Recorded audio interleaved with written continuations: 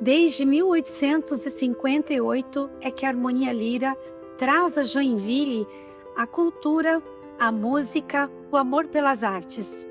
E nessa trajetória, até nos dias de hoje, a Harmonia Lira foi a principal catalisadora de pessoas com o mesmo propósito, difundir e unir a comunidade através da música e da arte. A Harmonia Lira tem sido a catalisadora de pessoas com o mesmo propósito, em unir a comunidade através das expressões artísticas. E é com esse intuito que nós fizemos um projeto belíssimo, que é o Natal da Harmonia Fantasia de Natal.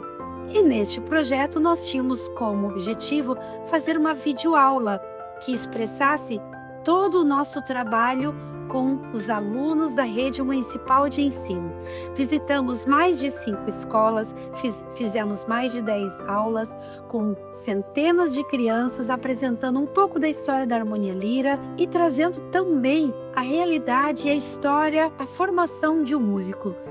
Convidamos as crianças para participar conosco e viajarem conosco nessa jornada e conhecerem a trajetória de um músico, tudo que ele passa, todas as suas etapas de desenvolvimento e escolhas e seus desafios. E para essa jornada, os músicos convidados foram Douglas Ram, daqui de Joinville, e Matheus Alborguete. Eles apresentaram depoimentos pessoais e também trouxeram mais conhecimentos com relação a estilos musicais, instrumentos, possibilidades de trabalho e muito mais. Nessa apresentação você vai conhecer todos esses detalhes e mais um pouco, além de, claro, uma boa música. Nós agradecemos principalmente a viabilização desse projeto através do incentivo municipal do SINDEC da nossa Secretaria de Cultura. Esse incentivo municipal possibilitou que esse projeto fosse viabilizado através de impostos do ISS e do IPTU. As empresas, então, elas fizeram a doação de 30% de seus pagamentos para que o projeto da Harmonia Lira acontecesse. Com vocês, um músico além de seu instrumento. A vida de um artista, né, de um músico erudito, no meu caso, de um artista lírico, ela passa por diversas etapas, né? A minha, por exemplo, começou aos 14 anos com o coro da Igreja Católica, da Igreja Santo Antônio. Ali comecei as minhas primeiras atividades com o coro, né? Era um jovem no meio dos senhores. E ali permaneci praticamente durante 10 anos. Paralelamente a esse trabalho, né, de canto coral, que inicialmente era um hobby, claro, eu também iniciei a minha vida profissional no banco, né? Eu fui bancário durante 8 anos no Banco Bradesco e, paralelamente a isso, eu comecei os meus estudos de canto e música, propriamente dito, na Escola de Música Vila Lobos, na Casa da Cultura. Isso foi de 90 a 95. E ali, então, eu comecei a me interessar de verdade, assim, né? Mais profundamente pelo canto lírico, né? Ao ponto que, depois de alguns anos de estudo, eu descobri que eu tinha em casa um disco, né? Um long play do Mário Lanza, tinha disco de ópera, né? Então, foi uma fase importante, né? Uma vez que naquela época nós não tínhamos essa facilidade que a gente tem hoje, que são os celulares, né? Tudo está na internet. Naquela época não tinha isso. Mas tinha os discos de vinis, né? Eu me lembro também de alguns programas importantes que a televisão brasileira passava, que eram os concertos da juventude, no canal da Globo, domingo de manhã, apresentado pelo maestro Isaac Karabichevski. E lembro também na Bandeirantes, os concertos de Vinólia, apresentado pelo maestro Júlio Medalha. Então eu posso dizer que sim, a mídia também tem um fator importante na formação de um músico, né? Porque através daqueles programas acontecia a descoberta da música, né? Do que era um cantor de ópera. Me lembro das óperas que passavam na Rede Globo, depois do Supercine, nas segundas-feiras. Eu me lembro muitas vezes de ir dormir de madrugada porque eu assistia às óperas. Então, nessa época, eu já estava estudando na Casa da Cultura, na Escola de Música Vila Lobos. E ali, em 1994, então eu tive a oportunidade de conhecer dois grandes mestres do canto, que então me levaram a se tornar um profissional, né? Rio Novelo e Neide Thomas, professores que eram de Curitiba, né? E os ensinamentos que eles me deixaram me acompanham até os dias de hoje, né? Os vocalizes, todo esse trabalho que a gente procura, quando agora, nesse momento, a gente está fazendo esse trabalho de formação de jovens artistas, a gente repassa muito os ensinamentos que eu tive naquela época e como isso foi importante para dar sequência a essa carreira. Só que chegou uma época, né, em meados de 95, que eu tive que escolher, né, ou continuava a carreira no banco, ou então entrava nesse mundo, né, que era um pouco misterioso, assim, porque viver do canto lírico, morando numa cidade, vamos dizer, de interior, né, Joinville ainda, né, que não tem o acesso à ópera, como, por exemplo, se morar em São Paulo, morar no Rio de Janeiro, né, foi um desafio. Então chegou um dia em que, após estar fechando o meu setor no banco, eu fui convidado a ir na mesa do gerente e aí recebi então um comunicado que eu estava sendo desvinculado da empresa, porque o banco achou realmente que eu iria seguir uma carreira. E eles tinham razão. Então, no dia 30 de setembro de 1995, eu fui desligado, né, de um emprego fixo que eu tinha, para entrar, então, na carreira. E aí, meus professores me deram a oportunidade de ganhar mais uma bolsa de estudos, né, que eu acho que foi muito importante e decisivo na minha carreira, porque foram como mecenas, né? Eu passei uma parte do início dos meus estudos morando com eles em Curitiba, né, vivenciando o dia a dia do que é o estudo, acompanhando as aulas. Então isso foi muito importante, né? E aí, em março de 1996, então, veio o primeiro trabalho, que foi a ópera O Guarani, de Carlos Gomes, com a regência do maestro Júlio Medalha, e foi em comemoração aos 270 anos de Florianópolis, e essa ópera foi encenada em frente à Catedral de Florianópolis. 30 mil pessoas. Foi lindo, foi lindo. Meu primeiro cachê foi R$1.000, me lembro como se fosse hoje, em 1996. E daí, então, a carreira começou, né? E já fui a São Paulo, participei também do Festival de Campos do Jordão, e fui para o Nordeste, e aí começou a carreira. E estamos nesse mundo agora, né? Ano que vem completando 30 anos de carreira, muitas passagens pelo Teatro Municipal de São Paulo, que é praticamente o teatro que eu mais cantei durante a minha carreira, né? Esse período. E é um momento assim que eu guardo assim de muita, uma recordação de muita alegria. Olá, faremos uma breve explanação do que fizemos principalmente nas escolas e nas visitas guiadas aqui na Harmonia Lira, presente tanto desse piano quanto nos outros que a gente tem aqui no teatro, e falando um pouco também do que é ser um músico, né? E todo o desafio dessa vida na música.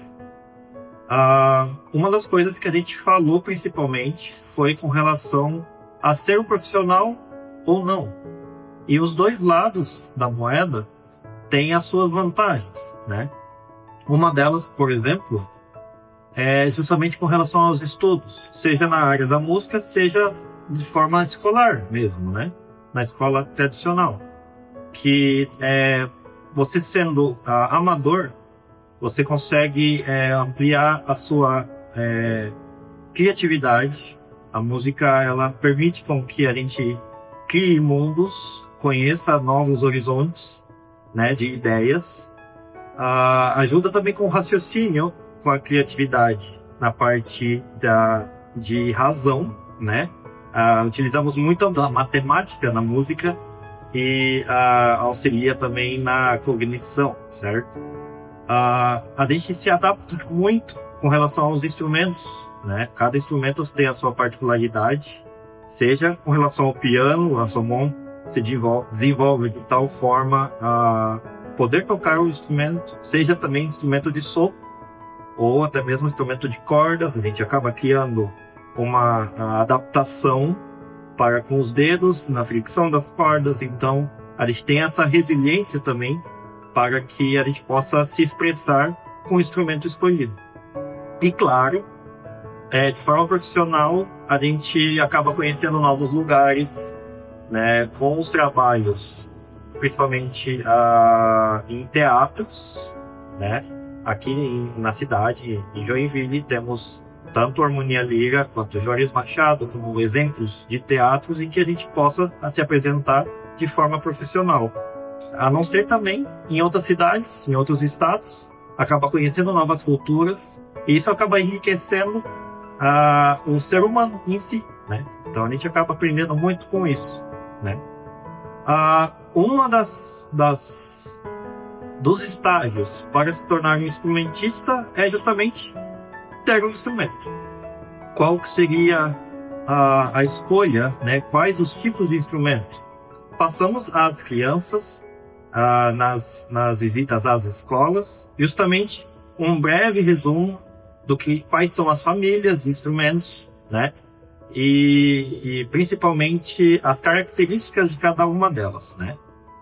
Inicialmente falamos de uma família que é mais conhecida praticamente, que é a família das cordas. Expomos o que é um violino, uma viola, um violoncelo, um contrabaixo. A proporção entre eles, um instrumento menor acaba sendo mais agudo, um instrumento maior acaba sendo mais grave, né? E essa proporção, não somente nas cordas, acaba passando também para outros instrumentos. Uma proporção de altura do instrumento, né? E também expomos um quarteto de cordas tocando.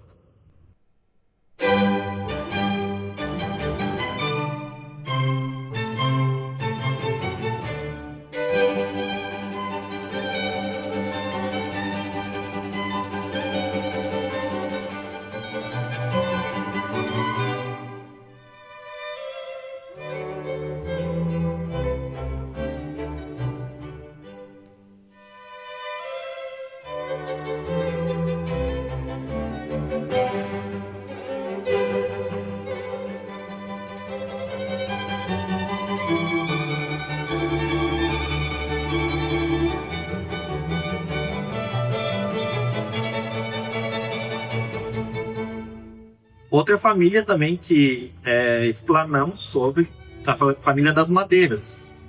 Principalmente porque agora não necessariamente são de madeira, mas na época em que foram feitas, há tempos atrás, eram de madeira.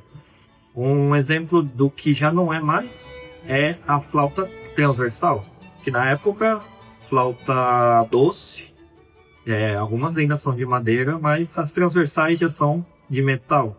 De prata, de ouro. Então, dependendo da qualidade do som que você quer emitir.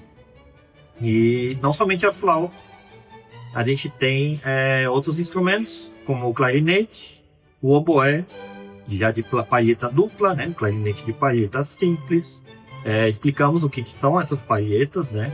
Como que faz o instrumento soar, sendo única como o clarinete, ou dupla, como o oboé e o fagote. E ainda assim expomos, de acordo com o tamanho do fagote, a mesma ideia da proporção, de ser mais grave, e da flauta e do piccolo serem menores, mais agudos. E também mostramos um exemplo de um grupo de câmara tocando instrumentos de madeira.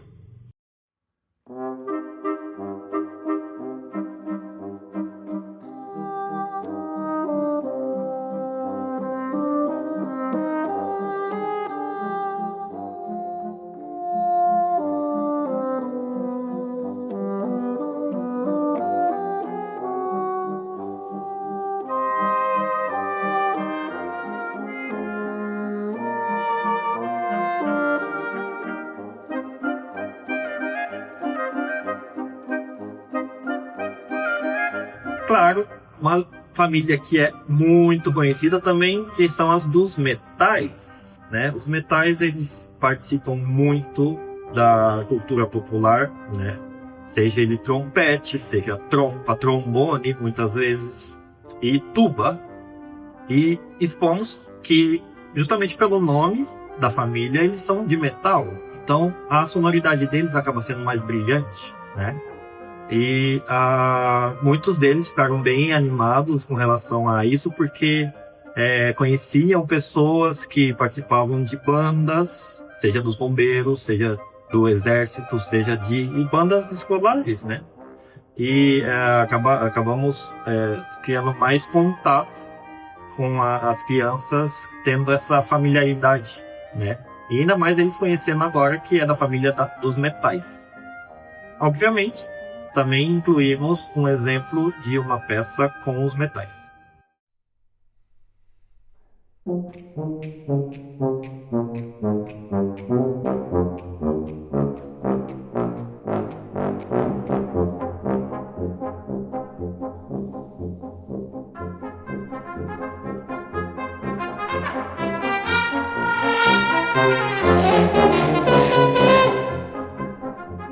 Além dessas famílias, claro que incluímos outros instrumentos, né, que fazem parte destas famílias, mas só que eles têm características um pouco mais distintas, né? Sendo elas das cordas, por exemplo, mas dedilhadas, como harpa, piano, que é corda percutida. Tenho a percussão, né, que é um mundo à parte, né? Temos também um dos mais antigos instrumentos, que logo mais vamos falar também sobre, que é o que mais a gente pode se expressar, que é uma forma mais direta de expressão, que é a voz. A voz é o exemplo de todos esses instrumentos que passamos, né? Todos esses instrumentos tentam imitar a voz, né? O que a gente pode fazer com a voz. E claro, uma extensão dela. Então, esse também é um grande exemplo de um instrumento, só que nós mesmos. E agora falando desse instrumento nobre que temos, que é a voz, né? No caso, vamos falar do canto lírico, especificamente, que é utilizado tanto em concertos de câmara quanto em ópera, a famosa ópera, que logo vamos falar sobre. Estamos com o Douglas, né? O Douglas Hahn, o grande barítono joinvilense, que vai nos falar sobre como funciona a voz e o que é o canto lírico. Então, muitas pessoas acreditam que a voz está muito, digamos assim, relacionada apenas às pregas vocais, né? E não necessariamente isso, né? O instrumento é todo o nosso corpo, né? Todo o corpo vibra.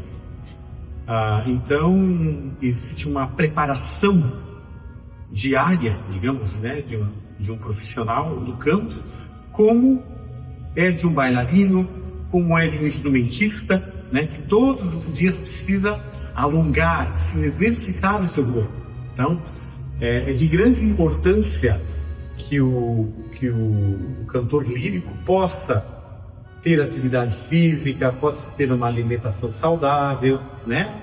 Como um atleta. Como um atleta de elite, como dizia minha professora Neide Thomas, é um atleta de elite, né? Um atleta de Olimpíada. Você tem que estar sempre pronto, porque você não sabe quando você vai ser chamado. Então você tem que estar com o repertório pronto, tem que estar com o instrumento em dia. E o instrumento não é só a parte musical e a parte vocal, mas é a parte psicológica, né? Você tem que estar bem, né? Mas a gente pode fazer agora, por exemplo, um pouco do que a gente chama no nosso meio, né, de vocalizes. O que são os vocalizes? É um conjunto de exercícios vocais que justamente vai determinando a classificação vocal da voz, que a voz, por exemplo, masculina, pode ser inicialmente classificada em 4 gêneros, digamos assim, né? Tenor, a voz aguda, barítono, a voz central, baixo, a voz grave e ainda o contratenor ou o sopranista, né? Mezzo-sopranista, que é a voz masculina, né? Que é muito aguda. E entre as mulheres, né? O soprano, o mezzo-soprano e o contralto, né? Que é a voz grave. Dessa forma, de acordo de como o instrumento responde, né? Na sua tessitura, é que se vai classificando, então, o instrumento, né? Se tem mais facilidade nos agudos, mais facilidade nos graves, né? Não só isso, mas o timbre da voz, a capacidade de sustentação do repertório, né? Às vezes um barítono, por exemplo, pode ter notas de tenor, mas não aguenta cantar na tessitura, né? E ao contrário também, né? Então, Matheus, vamos fazer um pouquinho do nosso trabalho meio que diário que a gente faz, né, com os alunos, e também isso que a gente conseguiu demonstrar nas aulas, né, nas visitas guiadas, de uma forma que pudesse aproximar mais o canto e essa sensação, na verdade, corporal, né? A gente sempre fala que todo mundo deveria estudar um pouco de canto, um pouco de teatro, que faz muito bem, né? Você começa a liberar uma série de fantasmas, de bichos que tem dentro de você com a música, com a arte, né? Então, as próprias tensões do nosso corpo. Então a gente pode começar com um trabalho de boca que usa, né? Que é justamente para a gente acessar os ressonadores da máscara, né? Se fala muito isso no canto italiano, cantare in maschera, né?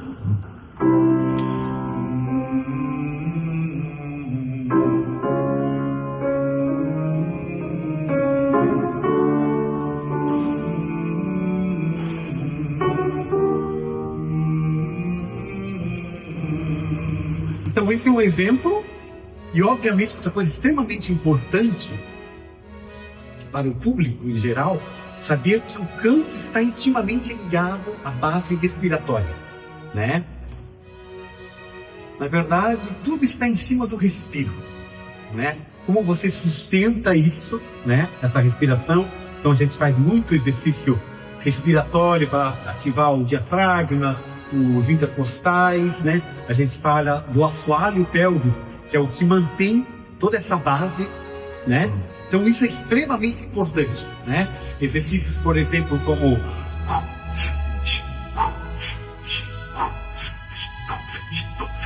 esses exercícios são exercícios que devem ser realizados constantemente, né?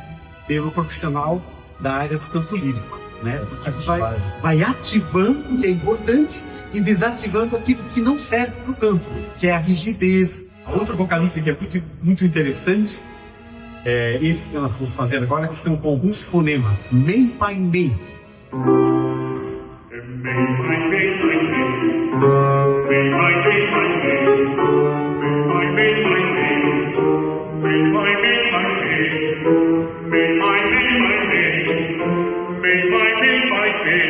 Então, todos esses fonemas vão ativando os nossos ressonadores e vão descobrindo as nossas cavidades, né?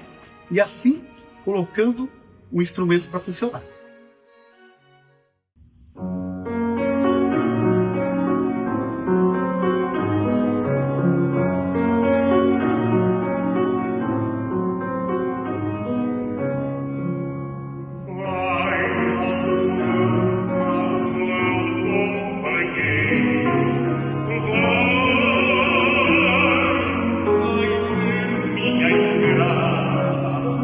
Dies ist der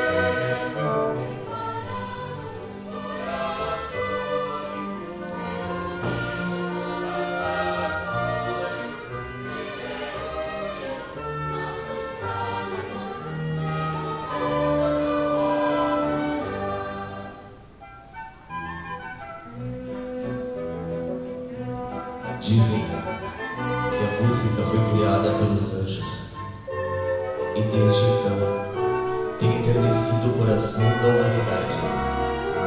Gente muito poderosa, até as mais humildes, sempre terão uma música para embalar suas histórias. E naquela noite, às portas do Natal, seu Jandir, desgostoso com a música e que há tempos vinha perdendo essas memórias, encontrou no clarinete de uma jovem um meio de transporte para uma saudosa vida musical.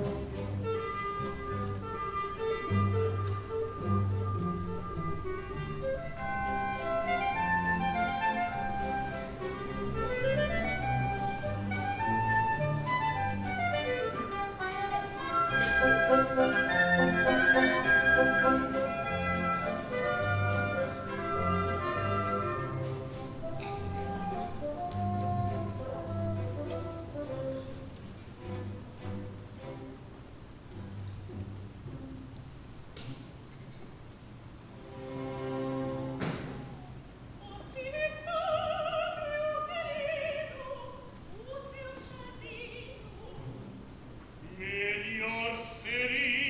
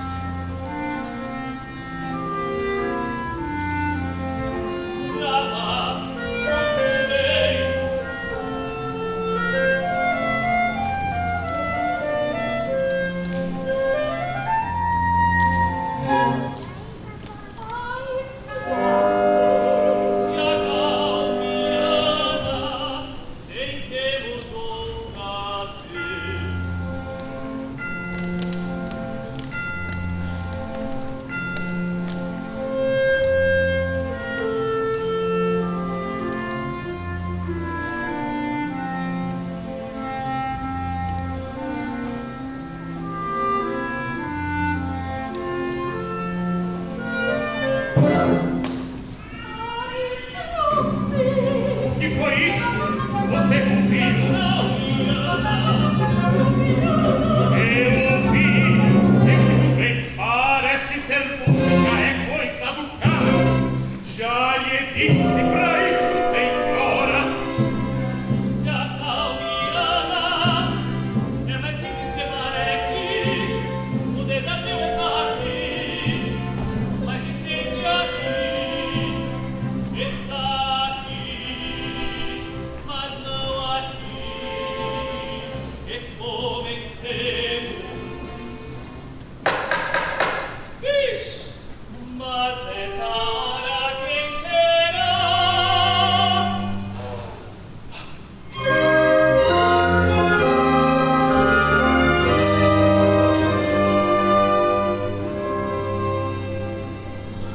Boa noite, hora alta, seu Jandir. O combinado foi descumprido.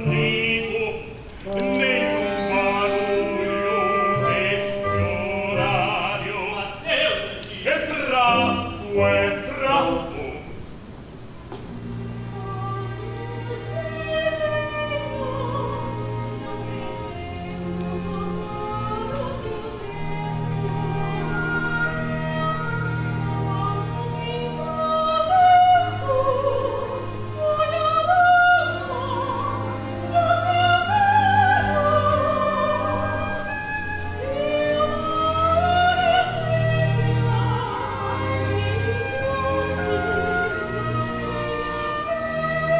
Uma urgência. E qual é?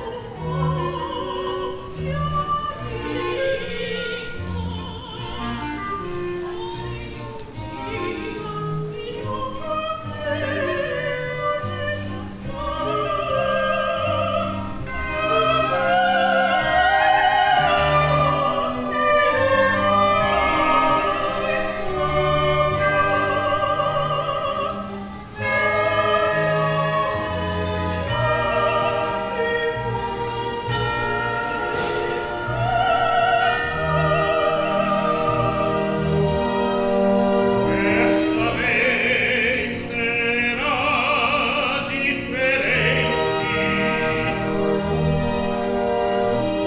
Ana, você vai conseguir.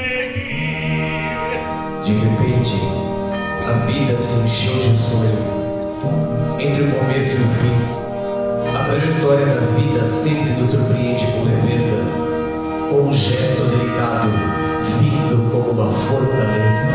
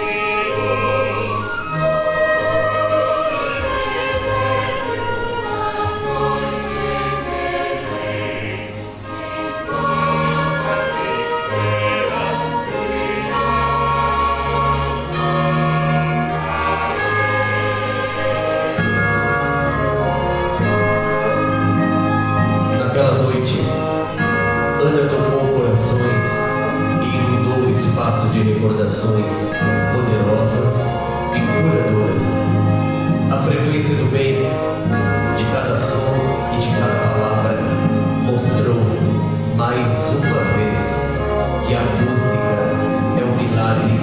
ato entregue aos homens como presente para parecerem anjos.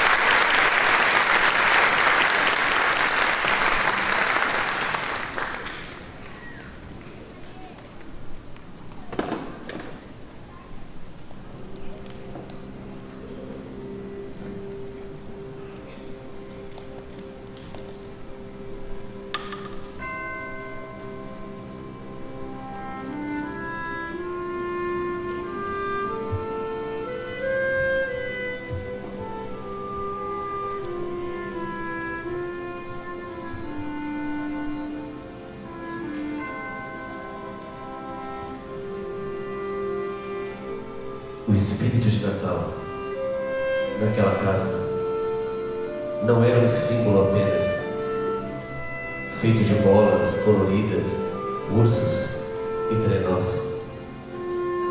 Era um espírito pleno de harmonia daquela família, da alegria que antecipava os presentes que viriam, da presença de um espírito de união que reproduzia todas as palavras de amor das Escrituras.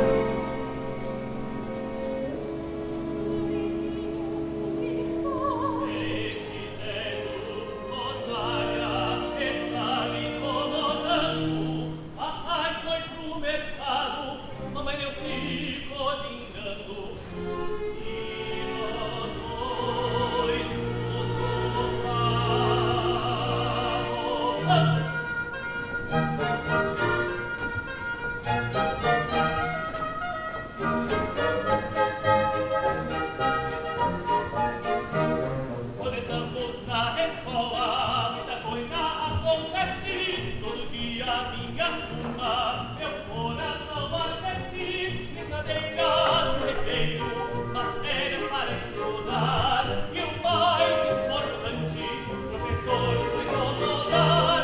Brincadeiras no recreio, matérias para estudar. E o mais importante, professores para incomodar.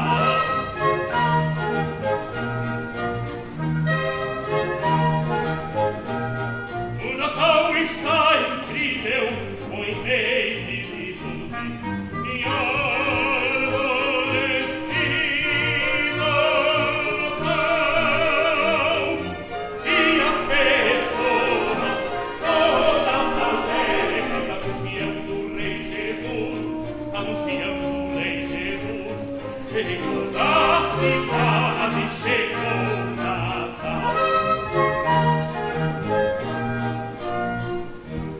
Eis o que falta. E os presentes? Já. Tudo bem, não aguentam esperar. Rosália, continue sendo boa. Eis aqui o teu presente.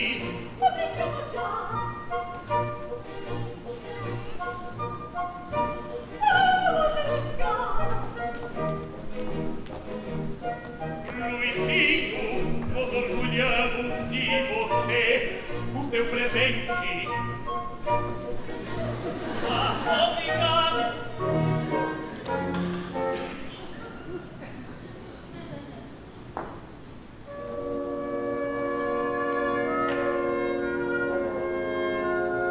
Short.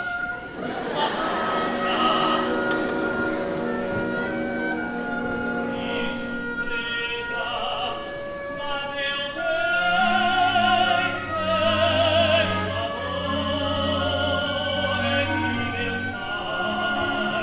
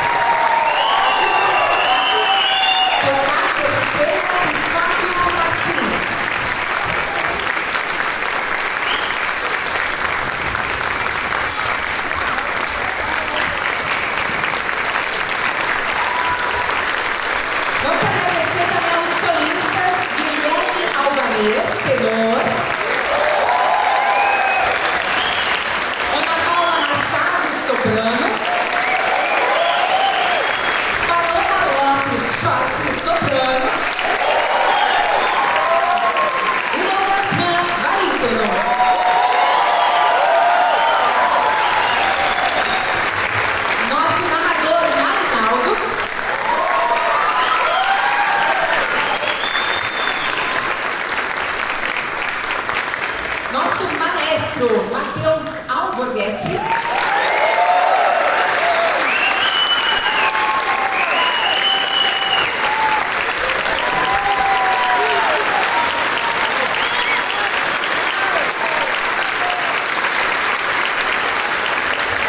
A escritora Simone Nascimento.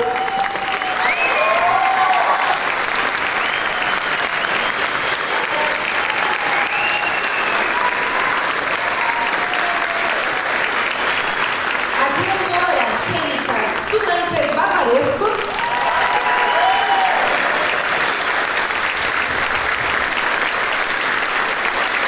O produtor-geral do espetáculo, Rodrigo Ramos.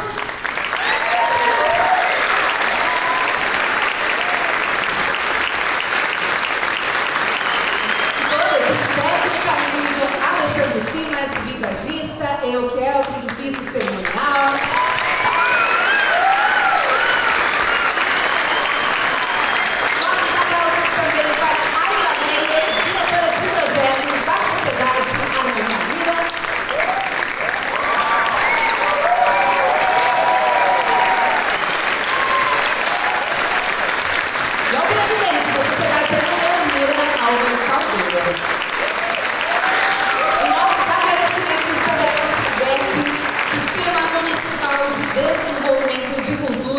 Pelo qual foi viabilizado esse projeto na pessoa do prefeito Adriano Silva.